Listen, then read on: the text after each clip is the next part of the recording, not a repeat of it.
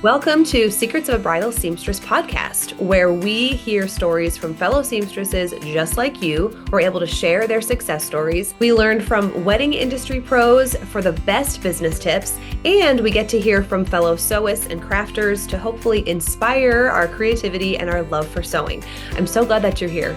And if you're a bridal seamstress, I'd also like to invite you to check out our Bridal Seamstress business membership. We have a community of women that can testify to the power of genuine connection, friendship, vulnerability, the power of our six-figure seamstress method, and a genuine connection found in a business mentorship like this. All right, let's dive into the episode. Hey friends, welcome back to Secrets of a Bridal Seamstress. If you are watching on YouTube, I already said this in the last episode, but I am coming at you live from not just my little recording space, but my sewing studio. And I gotta tell you, I've been like living it up in here the past week because wedding season has slowed down. I have all this fabric that I've ordered and I'm so excited to be like making the things. So if you look pretty closely, you can see like we got some projects on the table behind me. I got this really cute vintage skirt that I purchased that I'm excited to actually alter it for myself.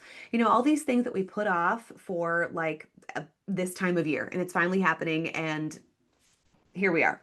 So I took a little break from my sewing to give you a couple updates on November. So our last episode, I really talked a lot about our SBS Fall Fest retreat that happened in Scottsdale, Arizona.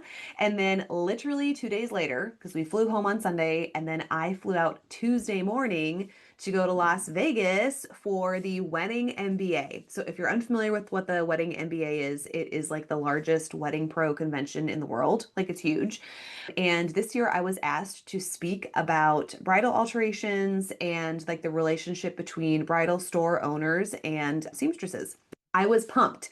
I was a little hesitant because I'm like, okay, that's right after Fall Fest. Like, am I going to have enough energy? Like, I'm going to be pooped. But I knew it was such a huge opportunity, so I didn't want to let it go by. Like, I'm like, this is amazing to bring this topic to a room full of wedding pros who actually want to learn more about the subject. Like, okay, I'm there, whatever it takes.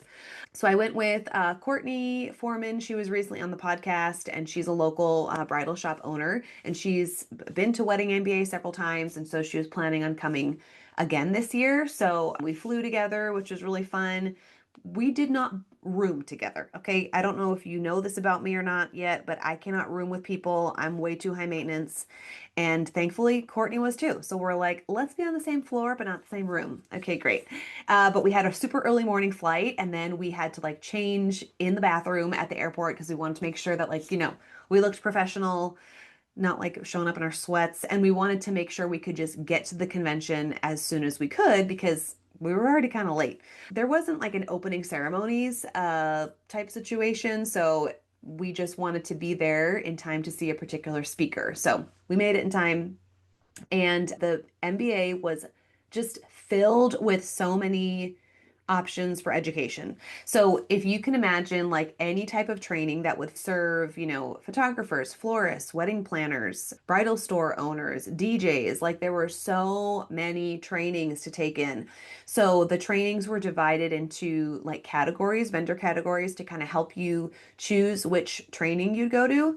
But because there weren't any trainings for tailors or seamstresses, I just got to kind of like go around and pick up what I wanted to pick up. So there were some really cool topics about, like wedding trends that were coming up. That was geared towards wedding planners, but I picked up a lot from it. There was another training about just really standing out among your competition, and that was geared towards officiants, but I picked up a lot from just that training and I could apply it to my own industry, right? So as a bridal seamstress, I had to walk into the trainings and really just like interpret what they were saying into my own like little division of bridal sewing. Okay. So there weren't any trainings for bridal seamstresses.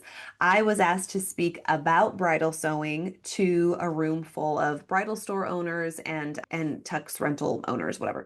So I knew that going into it, but I will say coming off of Fall Fest, where it's like it was just such a full week of not just like education, but like being with my people, I was a little lonely. And Tuesday, I was like, okay, literally day one. I'm like, I don't know if I can do this. I'm like so tired. Oh.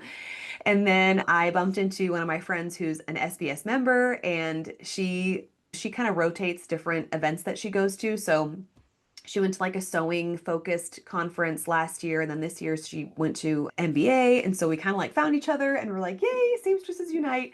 And I immediately felt better once I saw her. And the rest of the time, yeah, we just kind of tried to pick up what we could from the trainings. And then there was also a huge expo center, like filled with vendors to vendors or like service providers for wedding vendors. So that was really cool. Those were the booths were filled with people who some of them like I knew on Instagram, so it was kind of fun to connect with them in person and just having a lot of conversations. So that was like Wednesday was like my networking day because I'm like, okay, I slept in a little bit.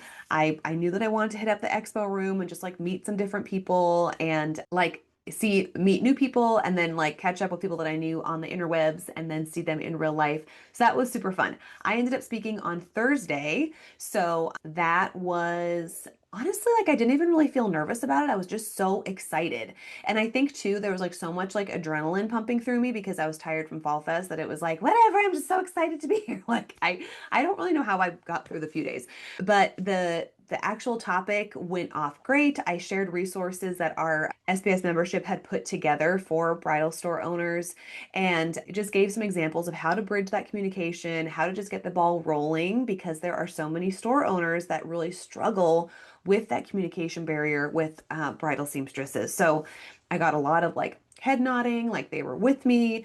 And then there were some great conversations after I spoke, connecting with bridal store owners. And there were a few other sewists there as well. So it was a really great time. And I was honored to bring that topic to Wedding MBA. But here's what I will say. If you're thinking about going as a bridal seamstress and you're like, is it worth the investment? I found all of the seamstresses that were attending Wedding MBA. Okay. And there were five of us total. Okay. So I sent out a group message and I was like, hey, on Thursday, let's meet for lunch and just catch up and like talk about, oh, you know what? Because I met two more who were in the room. Well, who actually introduced themselves to me when I was speaking. So maybe, okay, seven. Okay, so there were very few. Very few. And the other seven, like the other extra two, I wish that I knew them for our lunch date. But we met for lunch. We talked about, what we were picking up from different trainings and just kind of sharing like the fun takeaways that we had. But kind of the overwhelming sense was, yeah, there's not really much for us. And then one of the gals that I was at lunch with, she made the comment of like, well, next year, we're going to have to really get a lot more people to come to this thing. Or a lot more bridal seamstresses to come to this thing. And I was like, oh yeah, are you going to come back? And she's like, no. And that kind of just was a synopsis of the Wedding MBA is like, yeah, it'd be so cool if seamstresses came and then we could have some trainings, for sewists. But at the end of the day, if you were a bridal seamstress and you want to get more education, strengthen your business, you're going to want to go to a seamstress specific retreat or conference. And I happen to be hosting one in March, so let me know. And then there's going to be another one in June in Fredericksburg. So I mean I have a couple resources for you, right? But that is where I would encourage you to spend your money and spend your planning would be for a conference or a retreat that's specific for bridal sewing because there are just so many facets to our business, not just the actual like sewing work, which like was so totally foreign to everybody, by the way. I'll get back to that in a second. But also just the way that we book out, how, even the way we market is a little bit different. Of course, there are some things that we could take away and like there were things that I got really excited about, like some ways to use AI and some ways to really strategically use my SEO and how to like those things could apply to any industry. And I was like, woo, okay, got some good takeaways. However, if I'm going to spend 3 days somewhere, I'm going to want something that's like for me that I can literally take home everything and put it to use. And that just wasn't the case. However, I keep saying however, if you're in a different industry, like I had a couple wedding planning friends, one of my friends who's a web designer, like she just ate everything up. Like they loved it. So it really just depends on what your industry is, because some people were like, this was life changing and none of like all this stuff. And I'm like, okay, yeah. But I also feel like I've learned so much more from keynote speakers, honestly, at my own retreats because I'm like, I picked you because I knew that you could speak exactly to what I do and who I serve and like what my daily grind looks like. You know what I'm saying? So it was funny going back to like people like literally not knowing what bridal sewing is. There was, I'm sorry to disappoint you, but I did not like Vegas. Okay. No, I have chickens. Okay. I have a very like quiet home. My neighbors, we my neighbors are like farmers, okay? And we have this like actually really cute little Facebook HOA, and it's like I'm a homebody, okay? And I knew that going into this, but then and I don't know. I guess that was my first time in Vegas, if you can't tell. I thought that Vegas was gonna feel more like New York, and I really love New York City, and like that's very, very fun for me. Like there's like fun big things to see. There's like like this like quaint beauty about it. Like it's charming. Zero charm in Vegas, okay? And I know that this podcast episode is not about the city of Las Vegas, so I'm gonna try to like just shut up. But I didn't like it, okay? And I didn't do fun stuff, okay? So I was not, oh, we did go to the Sphere. That was fun. Actually, I wish that I did a little bit more research because I almost had a stroke because I just did not know what was happening. And I did not know it was going to be that overwhelming. It was like the Wizard of Oz thing. Who knew that the Wizard of Oz could be so impactful to your senses? Yeah. Anyway, so I did that. So that was fun. That was, I felt kind of cool. But other than that, like I didn't do extra stuff. Okay. I wanted to go back to my room. I was tired. Like I was social for a long time. And then I was like, I can't wait to go back to my room and I'm going to sleep in and I'm going to come to the conference when I feel like it. You know what I'm saying? But I did do this little speaker hangout. So it's like, it was like a meeting for speakers and that was cool just to meet, yeah, other speakers. Oh, what's your topic? Oh, and that like, met some friends that we had done like podcast swaps in the past and it was like fun to put like, oh, put a hug to the face, right? But when I was talking about like my speaking topic, people were like, what? What do you do? Oh, and I had my lanyard, like my Secrets of Bridal Seamstress lanyard. And it's like some people like literally could not understand the phrase bridal seamstress. They're like, what?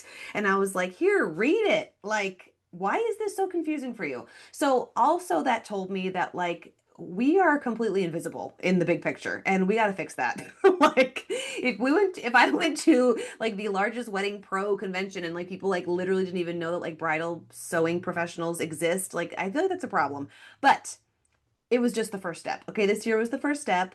Things are changing. I know, like, even us collectively, like SBS listeners on the interwebs, things are changing because you're sharing the topic of you yourself being a sewing professional. Like, I know things are changing, but it was just like, wow, okay, I gotta get out of here. So take from that what you will. I don't want to dissuade you if you're like, I really want to go to the Wedding MBA. You totally should. Okay, do it. Will I go as an attendee? No, I don't think so. I'm pumped about my own retreats. You know what I'm saying? Like, I can't wait. I cannot wait for Nashville. I'm gonna make a paper chain for Nashville. I cannot wait to hit up Fredericksburg again with Do You Speak Bride? And I can anticipate everything I'm going to learn and help other people learn. Yeah. And I won't be in Las Vegas. So that's probably the biggest thing for me is like, I don't think I can I don't think I can do that again. I'm just not cool enough. I wish I were, but I am not. Okay. Well, that is my synopsis. So now you've heard both stories of Fall Fest and Wedding MBA. Let me know which one you want to go to. Let's just put it that way. Okay, I'll see you next week.